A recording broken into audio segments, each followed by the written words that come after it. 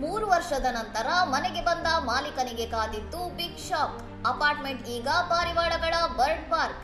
ಕೆಲಸದ ನಿಮಿತ್ತ ಮನೆಯನ್ನು ಲಾಕ್ ಮಾಡಿ ವಿದೇಶಕ್ಕೆ ಹೋಗಿದ್ದ ವ್ಯಕ್ತಿ ಬರೋಬ್ಬರಿ 3 ವರ್ಷಗಳ ನಂತರ ಮರಳಿ ಬಂದಾಗ ಇಡೀ ಮನೆ ಪಾರಿವಾಳಗಳ ಗೂಡಾಗಿ ಬದಲಾಗಿತ್ತು.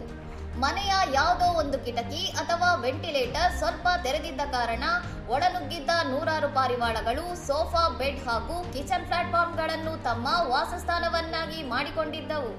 ಹಕ್ಕಿಗಳ ಹಿಕ್ಕೆ ಹಾಗೂ ಗೂಡುಗಳಿಂದಾಗಿ ಮನೆಯಲ್ಲಿದ್ದ ಬೆಲೆ ಬಾಳುವ ಪೀಠೋಪಕರಣಗಳು ಮತ್ತು ಕರ್ಟನ್ಗಳು ಸಂಪೂರ್ಣವಾಗಿ ಹಾಳಾಗಿದ್ದು ಮನೆ ತುಂಬಾ ವಿಪರೀತ ದುರ್ನಾತ ಹರಡಿತ್ತು. ಮಾಲೀಕರು ತಮ್ಮ ಮನೆಯ ಈ ಅಸ್ತವ್ಯಸ್ತ ಸ್ಥಿತಿಯ ವಿಡಿಯೋವನ್ನು ಸೋಷಿಯಲ್ ಮೀಡಿಯಾದಲ್ಲಿ ಹಂಚಿಕೊಂಡಿದ್ದು, ಇದು ನನ್ನ ಮನೆಯೋ ಅಥವಾ ಹಕ್ಕಿಗಳ ಗೂಡೋ ತಿಳಿಯುತ್ತಿಲ್ಲ ಎಂದು ಅಳಲು ತೋಡಿಕೊಂಡಿದ್ದಾರೆ.